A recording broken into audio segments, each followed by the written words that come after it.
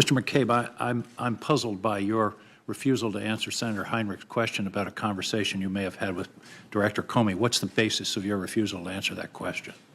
Sir, as I stated, I think first, I can't sit here and tell you whether or not that those conversations that you're referring to. Why not? Do you not remember them?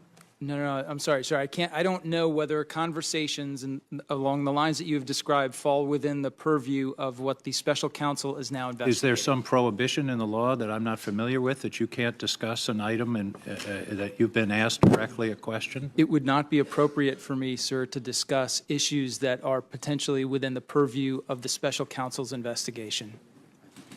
And that's the basis of your refusal to answer this question? Yes, sir. And that, and knowing, of course, that Director Comey will be sitting behind this table it's your tomorrow. position that the special counsel is entitled to ask you questions about this, but not an oversight committee of the United States Congress? It is my position that I have to be particularly careful about not stepping into the special counsel's lane, as they have now been authorized by the Department of Justice. I don't understand why the special to counsel's investigate lane those takes matters. precedence over the lane of the United States Congress and an investigative and oversight committee.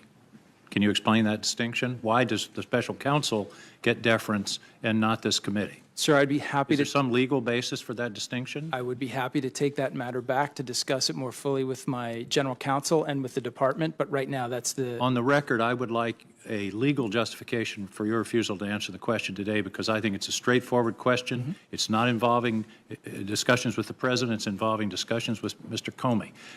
The gentleman, Mr. Director Coates and Admiral Rogers, I think you testified, Admiral Rogers, that you did discuss today's testimony with someone in the White House?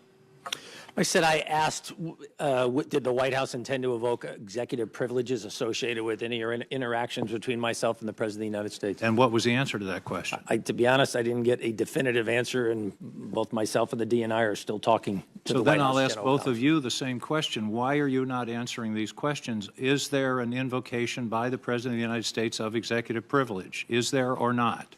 Not that I'm aware of. Then why are you not answering Because our I feel questions? it is inappropriate, Senator. What you feel isn't relevant, Admiral. What you feel isn't the answer. The answer is, why are you not answering the questions? Is it an invocation of executive privilege? If there is, then let's know about it. If there isn't, answer the questions. I stand by the comments I've made. I'm not interested in repeating myself, sir. And I don't mean that in a contentious way. Well, I do mean it in a Yes, contentious sir. way. I don't understand why you're not answering our questions. You can't. When you were confirmed before the Armed Services Committee, you took an oath. Do you solemnly swear to give the committee the truth, the full truth, and nothing but the truth? So help you God. You answered yes to that. And I've also answered that those conversations were classified, and it is not appropriate in an open forum to discuss those classified conversations. What is classified about a conversation involving whether or not you should intervene in the FBI investigation? Sir, I stand by my previous comments. Mr. Coates, same series of questions. What's the basis for your refusal to answer these questions today? The basis is what I've previously explained. I do not believe it is appropriate for me to. What's the basis? I'm not satisfied with I do not believe it is appropriate or I do not feel I should answer. I want to understand a legal basis. You swore that oath to tell us the truth, the whole truth and nothing but the truth, and today you are refusing to do so. What is the legal basis for your refusal to testify to this committee? I'm not sure I have a legal basis, but I'm more than willing to sit before this committee and during its investigative process in a closed session and answer your questions. Well, we're going to be having a closed session in a few hours. Do you commit to me that you're going to answer these questions in a direct and unencumbered way? Well, that closed session you're going to have in a few hours involves the staff going over the technicalities of a number of these issues and doesn't involve us. But well, is it your testimony that when you are before this committee in a closed session, you will answer these questions directly and unequivocally and without hesitation? I plan to do that, but I do have to work through the legal counsel at the White House relative to whether or not they're going to exercise executive. Admiral Rogers, will you answer these questions in a closed session? I likewise respond as the DNI has. I certainly hope that that is what happens. I believe that's the appropriate thing.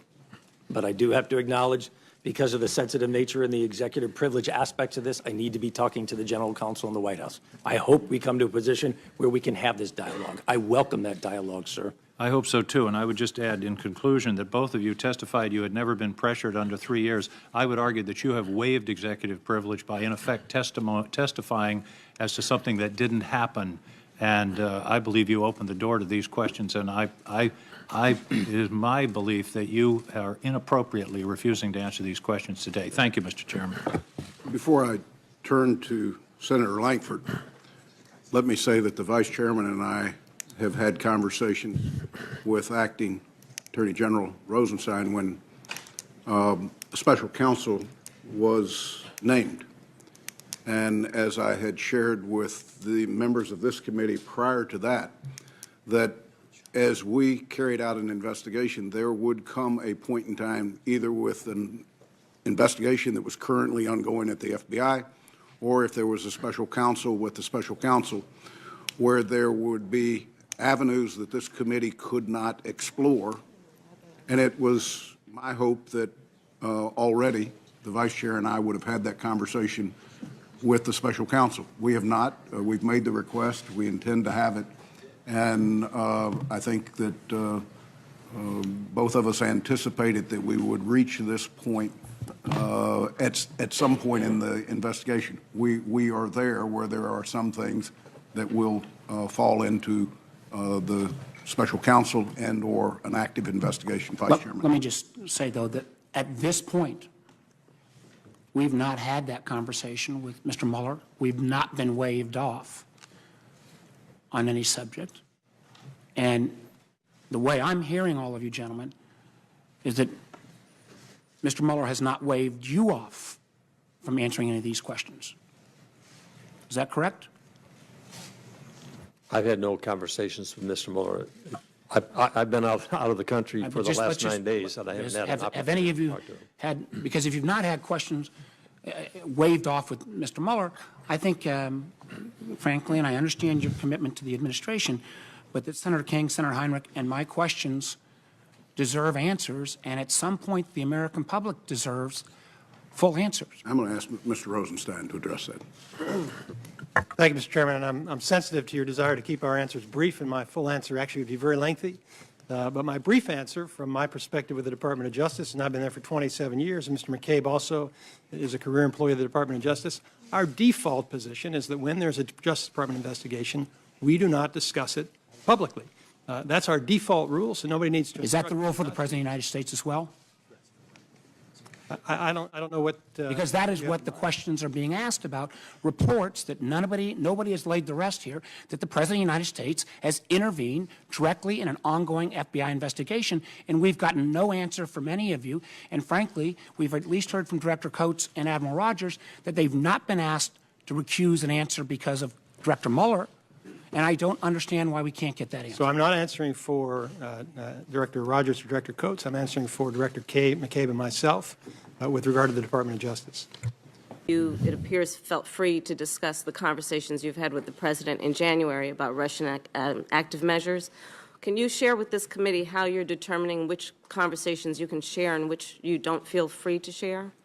Ma'am, the fact that we briefed the President previously, both went up to New York, and previously is a matter of public record. So if it's a matter of public record, then you feel free to discuss those conversations? If it's not classified, you can keep trying to trip me up. Senator, if you could I get to respond, please, ma'am? No, sir. No. Okay. Are you saying that if it is classified, you will not discuss it? And then my follow-up question obviously would be, do you believe that discussion of Russian active measures is not the subject of classified information? I stand by my previous comments. Thank you.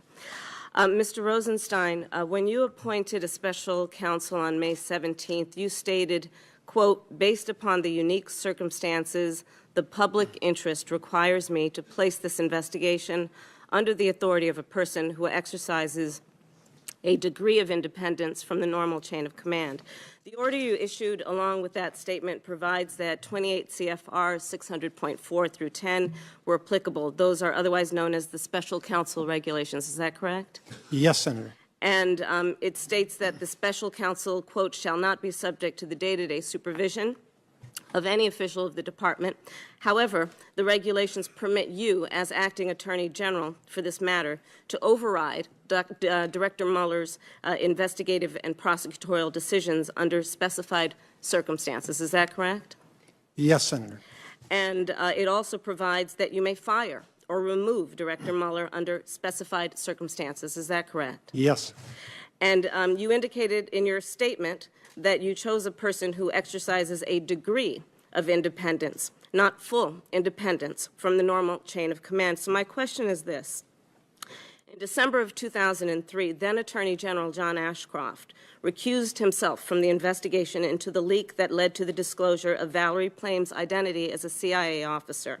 The acting Attorney General at the time was Jim Comey. He appointed a special counsel, Patrick Fitzgerald, to take over the matter. In a letter dated December 30th of 2003, Mr. Comey wrote the following to Mr. Fitzgerald, quote, I direct you to exercise the authority as special counsel independent of the supervision or control of any officer of the department. In a subsequent letter, dated February 6, 2004, Mr. Comey wrote to clarify the earlier letter, stating that his delegation of authority to Mr. Fitzgerald was, quote, plenary. Moreover, it said that my, quote, conferral on you of the title of special counsel in this matter should not be misunderstood to suggest that your position and authorities are defined or limited by 28 CFR Part 600. Those are the special counsel regulations we discussed. So, would you agree, Mr. Rosenstein, to provide a letter to Director Mueller, similarly, providing that Director Mueller has the authority as special counsel, quote, independent of the supervision or control of any officer of the department, and ensure that Director Mueller has the authority that is plenary and not, quote, defined or limited by the special counsel regulations? Well, Senator, I'm very sensitive about time, and I'd like to have a very lengthy conversation and explain that all to you. I tried to do that. Can you give me a yes or no answer, in the please? closed briefing. Well, it's not a short answer, Senator. The answer It is either you are willing to do that or not, as we have precedent in that regard. But Chairman, they should be allowed to answer the question. It's a long question you pose, Senator, and I fully appreciate the import of your question, and I'll get to the answer. My quibble with you is Pat Fitzgerald is a very principled, very independent person. I have a lot of respect for him. Pat Fitzgerald could have been fired by the President because he was a United States attorney. Robert Mueller cannot, because he's protected by those special counsel regulations. So although it's theoretically true that there are circumstances where he could be removed by the acting Attorney General, which for this case at this time is me, your assurance of his independence is Robert Mueller's integrity and Andy McCabe's integrity and my integrity and those regulations. Sir, if I may, the greater assurance is not that you and I believe in Director Mueller's integrity, which I have no question about Mr. Mueller's integrity. It is that you would put in writing an indication based on your authority as the acting Attorney General that he has full independence in regards to the investigations that are before him. Are you willing or are you not willing to give him the authority to be fully independent of your ability statutorily and legally to fire him? He has the Yes or no, sir? He has the full independence that is authorized by those regulations. And Are Senator, you as I willing to said, do as has been done before? With the senator suspend, the chair is going to exercise its right to allow the witnesses to answer the question, and the committee is on notice to provide the witnesses the courtesy, which has not been extended all the way across, extend the courtesy for questions to get answered. Mr. Chairman, respectmr. Mr. Rosenstein, I would point out will you- that this witness has joked with the, as we all have, The his senator will ability to suspend. filibuster. Mr. Rosenstein, would you like to thoroughly answer Thank the you, Mr. question? Chairman. Senator, I'm not joking. The truth is, I have a lot of experience with these issues, and I could speak to you for a very long time about it, and I'm sympathetic. I appreciate the 5-minute limit. That's not my limit. But the answer is, this originated, as you may know, with the independent counsel statute. And I worked for an independent counsel, and I worked in the department during the independent counsel era when independent counsels were appointed by authorization of the Senate. They were appointed by federal judges, and they had essentially the authority equivalent to the Attorney General. That statute sunsetted, and the majority of members of this body concluded that that was appropriate because they did not want independent counsels who were 100% independent of the Department of Justice. That was a determination made by the legislature. Now, I know the folks at the department who drafted this regulation under Janet Reno, and they drafted it to deal with this type of circumstance. And the idea was that there would be some circumstances where, because of unusual events, it was appropriate to appoint somebody from outside the department, not somebody like Pat Fitzgerald, who was a U.S. attorney who could be fired, but somebody from outside the department who could be trusted to conduct this investigation independently and could be given an appropriate degree of independence.